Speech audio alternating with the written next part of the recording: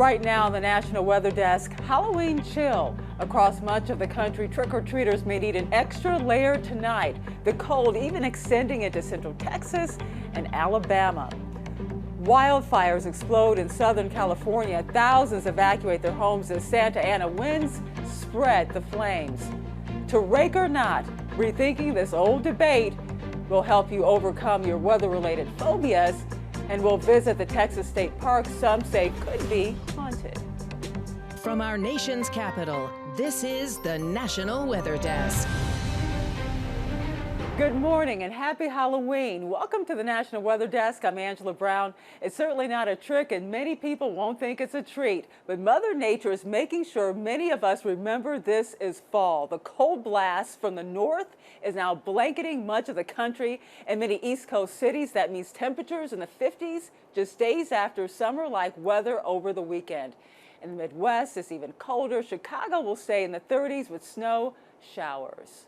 The cold is also deep in the heart of Texas. It's quite a change for folks in San Antonio who just got their hottest summer on record. Temperatures were in the 40s yesterday. This after the city had 64 triple-digit days over the summer. And in Austin, the city is taking steps to help keep people warm. Andrew Freeman has that story. At the Little Walnut Creek branch of the Austin City Public Library, we want to make sure that people have a place to go where it is warm and safe. Anyone can come inside to warm up with colder than average temperatures this week. It's also about the prolonged exposure and not having adequate layering, or in the case like we've had the last few days of also being damp. All public libraries and recreation centers have been designated by the city as warming centers, where city buses will take anyone free of charge. The great thing is many of these facilities also have access to public transportation, and so we just want to make sure that anyone who needs a resource has the ability to access that resource. If the weather gets cold enough, the city of Austin will also activate cold weather shelters for those who need help overnight.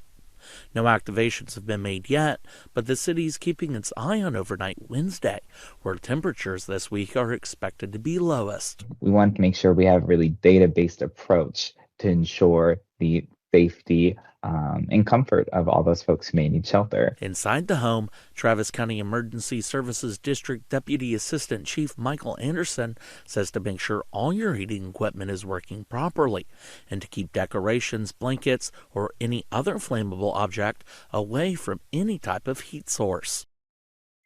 Even Alabama is preparing for the cold weather, but unlike years past, this cold spell comes during a drought.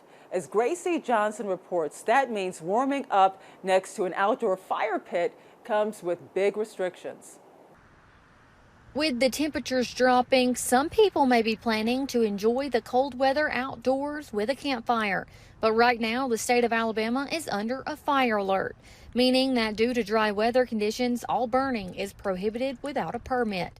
Tuesday, the National Weather Service is taking that one step further, issuing a red flag warning. Red flag warnings are issued by the National Weather Service, and that's in regards to hazardous fire conditions being present in the weather. Ethan Barrett says the main concern with the cold front coming in is the wind. So even for those planning to light a fire in their fire pit, do it with caution. And for those planning to stay inside, turning on your furnace for the first time each year can also pose dangers.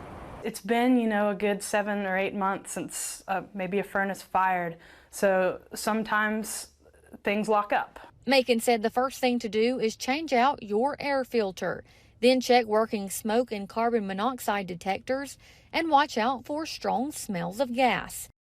What started as a brush fire outside of Los Angeles, California on Monday erupted into a wildfire that has burned more than 1,200 acres. Thousands of residents were forced to evacuate from their homes, and evacuation warnings are still in place. So far, the fire has destroyed at least 3 structures and damaged 6 others. High winds in the area are making it difficult to battle the blaze. A wind advisory is in place for the region until 8 p.m. tonight. The same winds caused officials to issue red flag warnings for Los Angeles and Ventura counties through 2 p.m. this afternoon.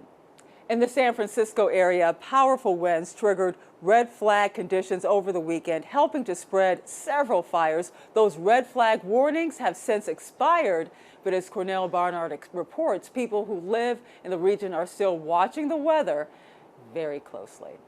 It's not every day you wake up and you see smoke and flames from behind the neighbor's house. This is what Mike Barnum and his neighbors woke up to Sunday morning, a grass fire burning near Oxford Way in Benicia.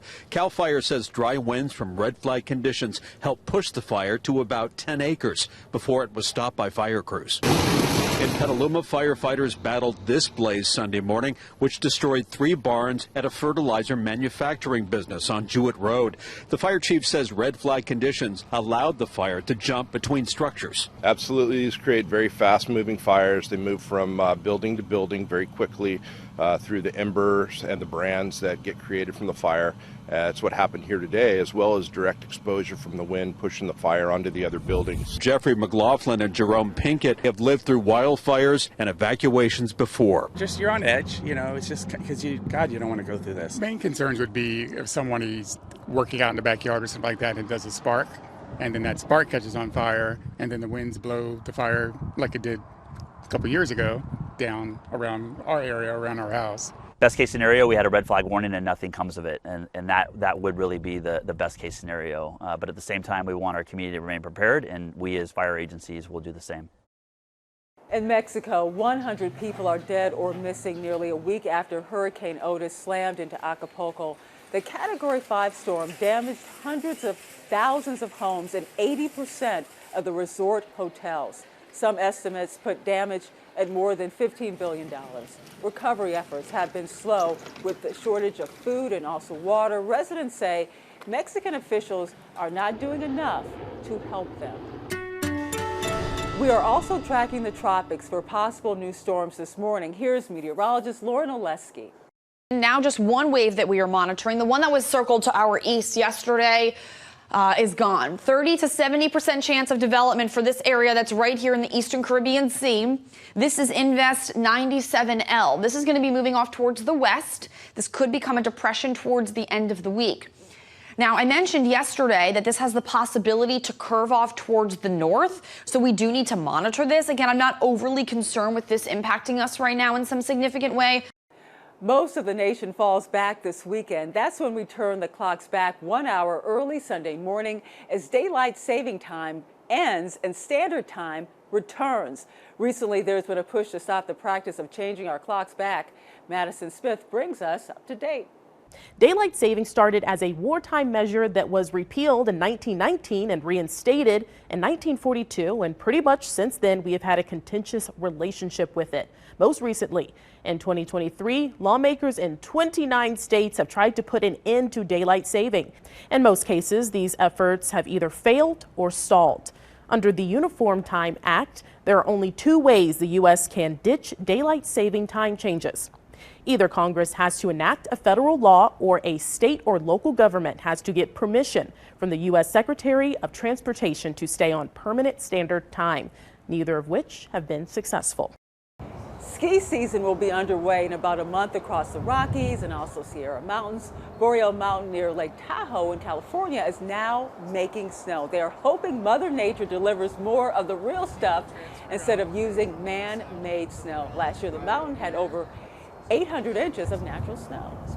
And just in time for Halloween, a spooky scene over Gaithersburg, Maryland. Our Washington, D.C. chopper caught the scene of fog rolling into the region early Monday morning. The water temperature of the nearby Potomac River was warmer than the air temperature, creating what's known as steam fog.